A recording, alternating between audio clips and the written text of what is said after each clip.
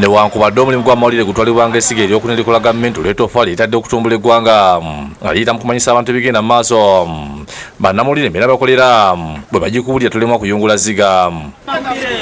Bakuba abantu bawulire.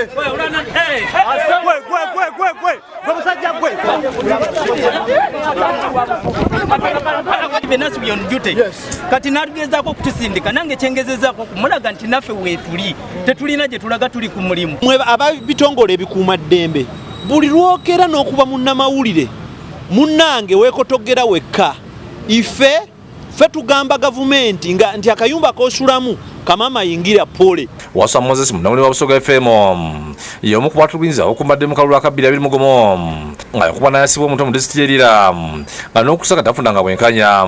Twali tugenda Aloptong twalina candidate Robert Kyagulanyi eyali esimbyewo mu budde obwo nakubibwa ebitongole by'okwerinda batukuba nga bannamawulire ffenna saakubibwa omuzeka ze kubanga naye kwolunze nasinga nnyo okukosebwa ennyo. Agamba nti mu kalulu akeekayo nga kulonda ssente bye yaddamu n'akubibwa abakumbadde kati bamumenya okugulo era nga akisasi gy'obukadde obusoba mu 14 nga yalibwako abazira kisa.